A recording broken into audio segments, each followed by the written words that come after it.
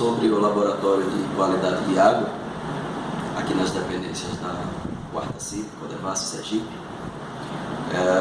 Falando um pouco sobre as atividades, nós podemos dizer que esse laboratório ele foi constituído para atender às demandas de qualidade de água para piscicultura e demais projetos aquícolas, bem como também para atender a demanda ambiental a cargo da Codevasf.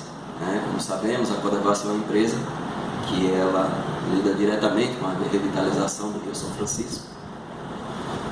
Então, em virtude disso, nós temos algumas campanhas de monitoramento de qualidade de água no Rio São Francisco e seus afluentes, e todo esse monitoramento é feito em determinado espaço de tempo específico, e são elaborados relatórios que vão demonstrando como é que está a qualidade da água do rio, como é que está também a questão da ictiofauna do rio, e a gente tenta associar todos esses dados para fazer um panorama geral de como está a situação do Rio São Francisco, aqui especificamente na região do Baixo São Francisco. Além disso, a Codevasf ela tem em sua estrutura os perímetros irrigados, onde ela tem um passivo ambiental com esse. Onde ela tem um passivo ambiental, e em decorrência disso surgem as condicionantes, tanto do IBAMA quanto da ADEMA. E essas condicionantes elas têm que ser atendidas. Então o laboratório ele foi feito também com essa intenção de atender às análises que são exigidas por esses órgãos de controle. E também, em se tratando da piscicultura agora, existem condicionantes específicas, A piscicultura, para ela funcionar, ela tem uma licença ambiental para isso. Então, consequentemente, para a gente manter essa licença, a gente tem que atender determinadas condicionantes que segue a resolução da CONAMA. E esses parâmetros de qualidade de água, eles são monitorados, são verificados trimestralmente e são enviados através de relatórios para esses órgãos de controle.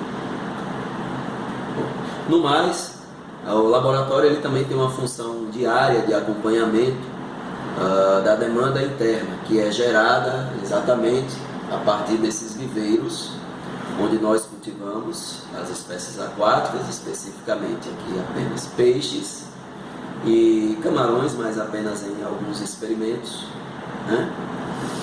Ainda não é trabalhado em termos de produção para distribuição, apenas os peixes, Mas futuramente, quem sabe, é um leque a ser trabalhado também.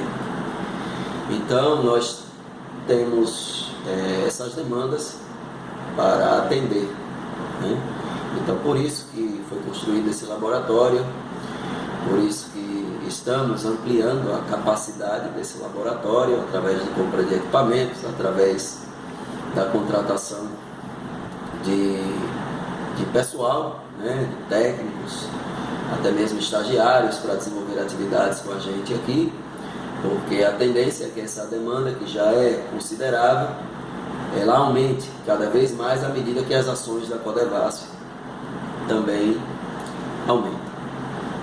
E é isso.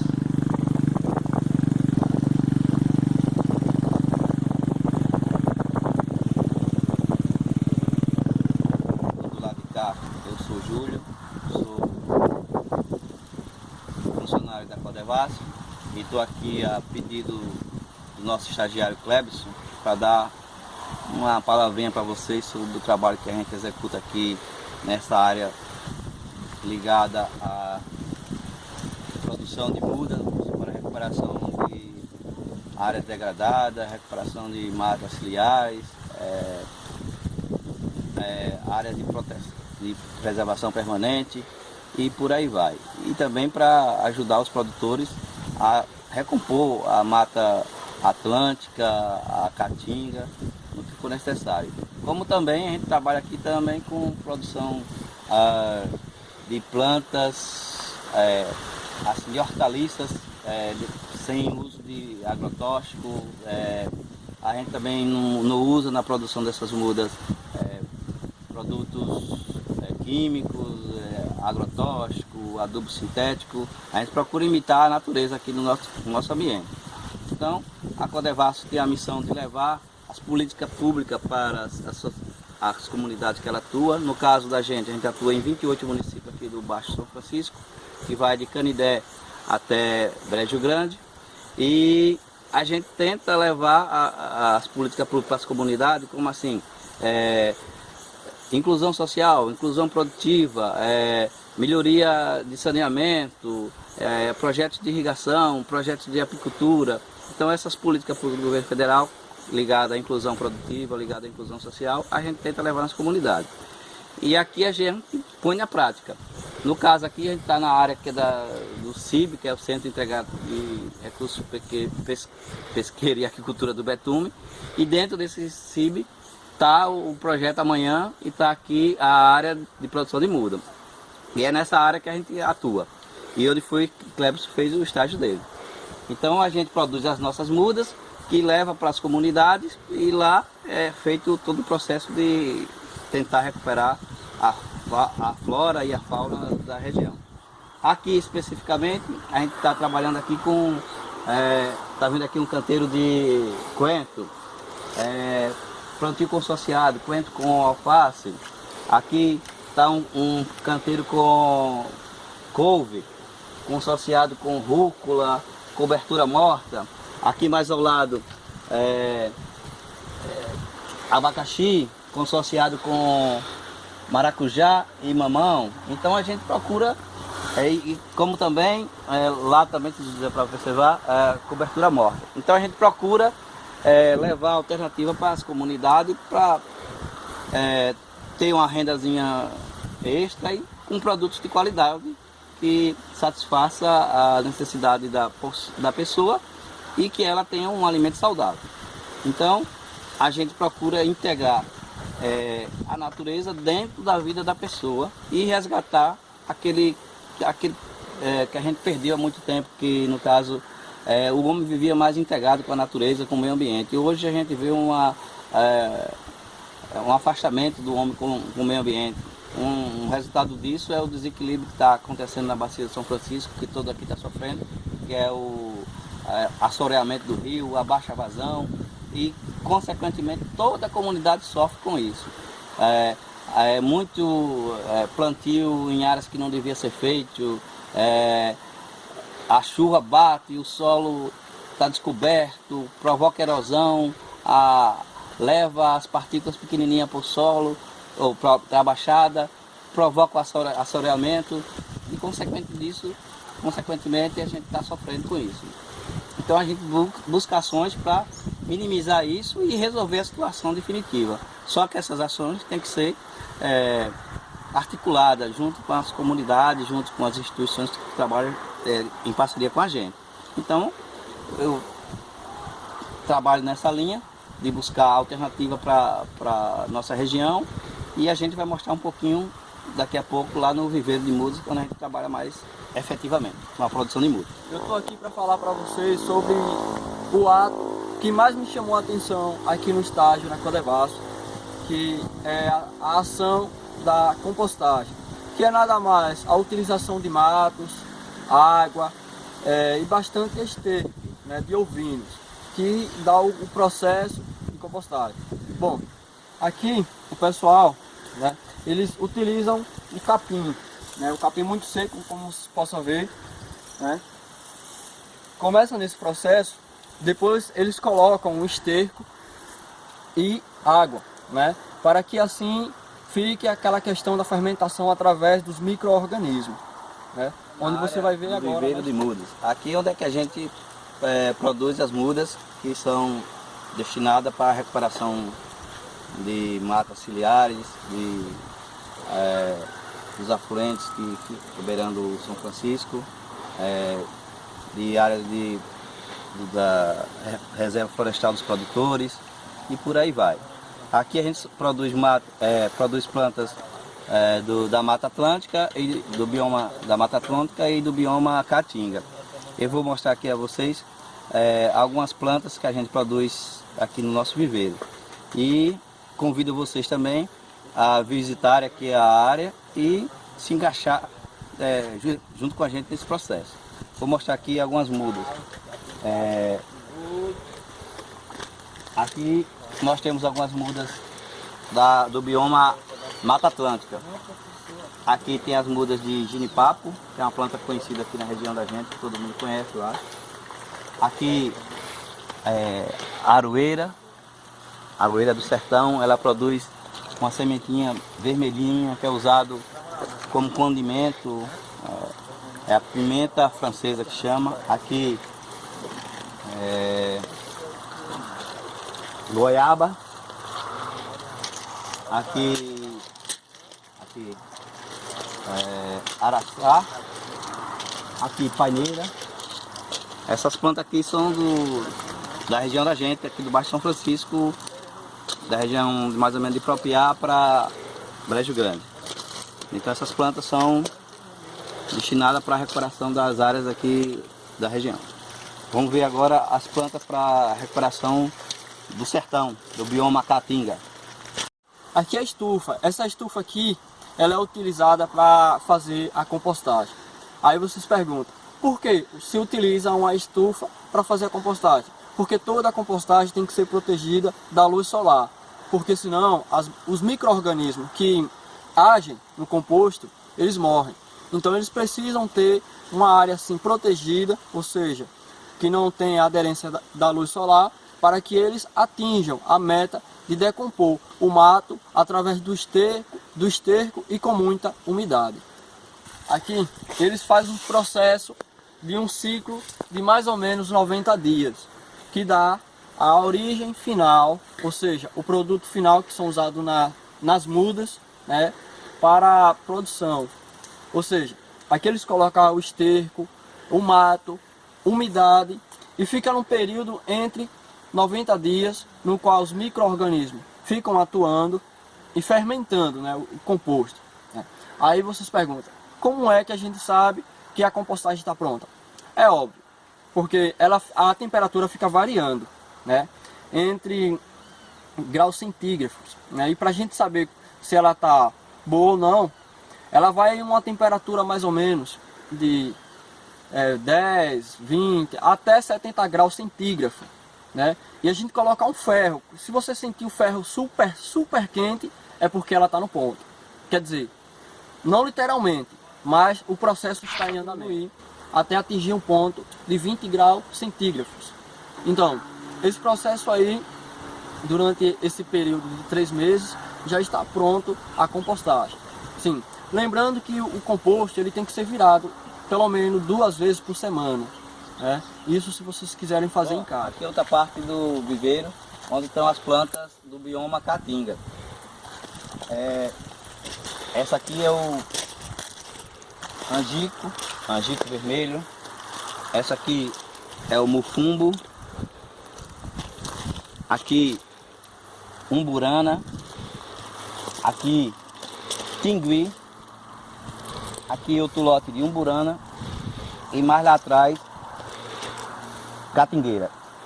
Então essas mudas daqui vão ser destinadas para a recuperação da caatinga lá no sertão.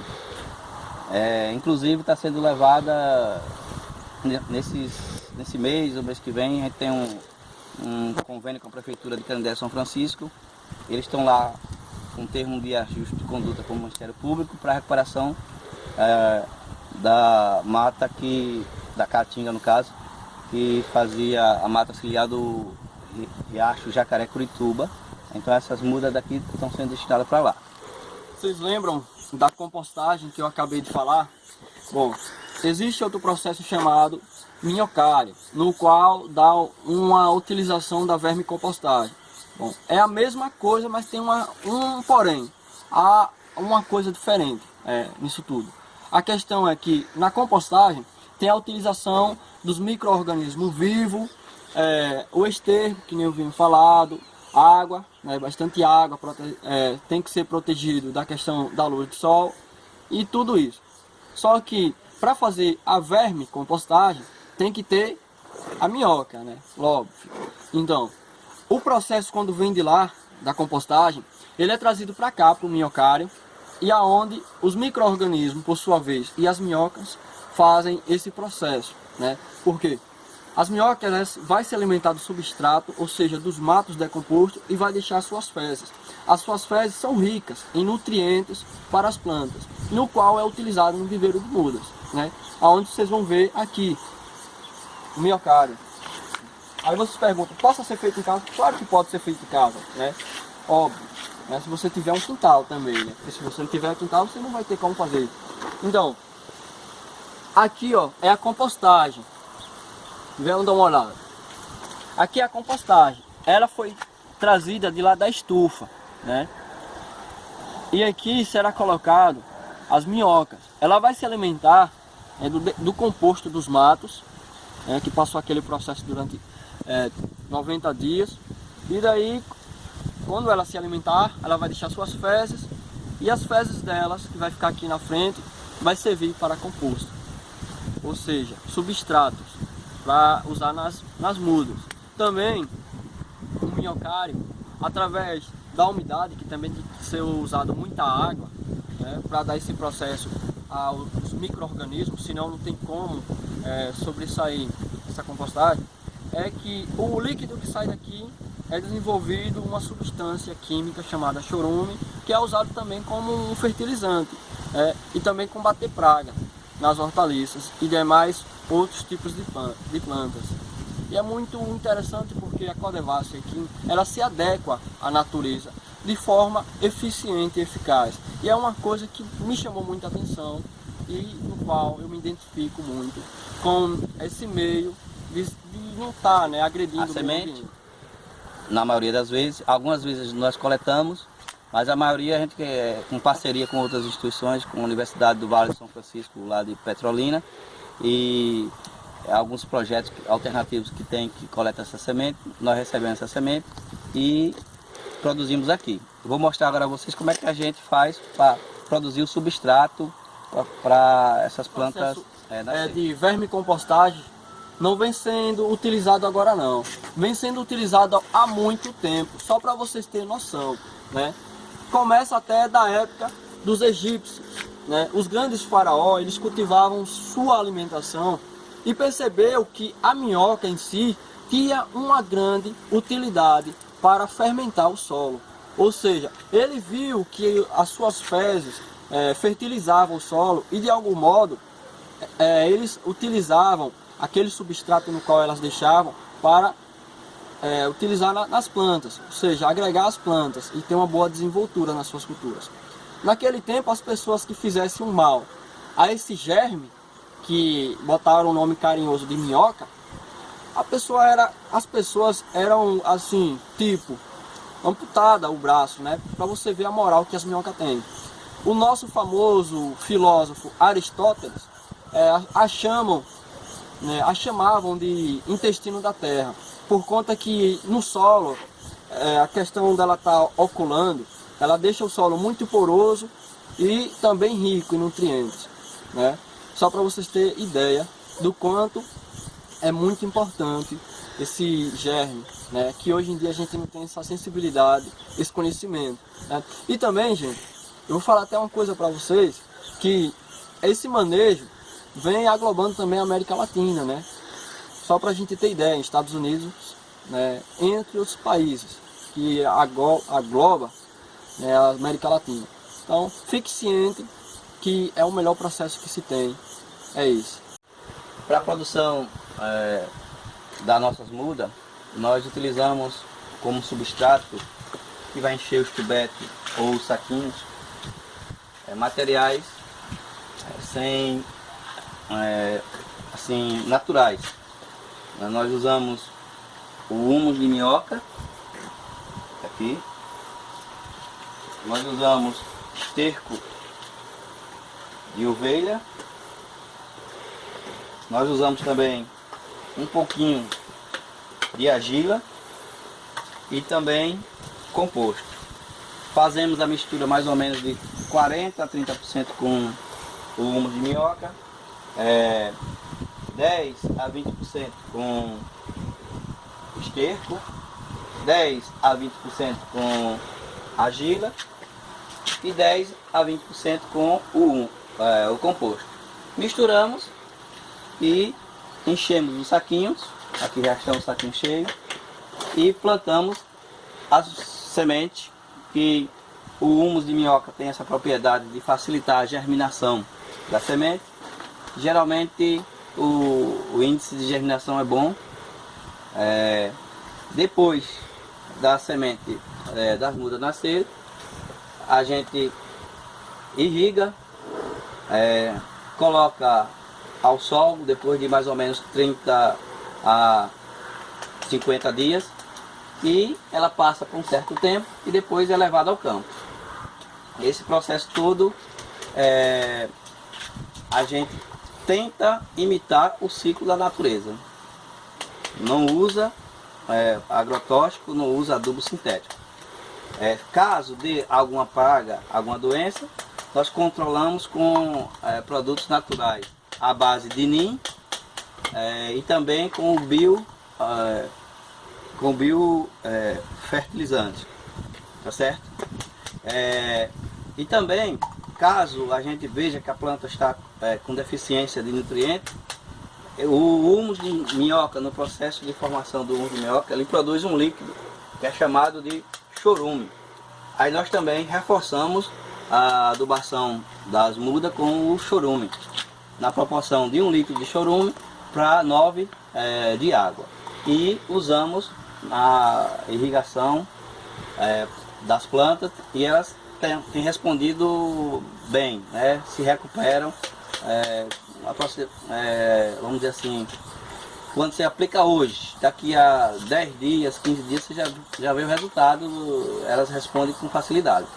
E o humus também tem essa propriedade de revitalizar as plantas, dando condições para ela se desenvolver melhor. E uma planta bem alimentada, dificilmente ela vai ter problema com doenças e pragas, né? E a gente, percebendo que ela está começando a decair um pouquinho, reforça com adubação com chorume e às vezes também até com humus líquido. Nós diluímos no tonel 2 kg de humus com 8 litros de água. Mexemos ele, com 2 dias, adubamos também as plantas com o líquido do humus. E tem dado resultado. 3 tipos de vermes, ou seja, de minhoca.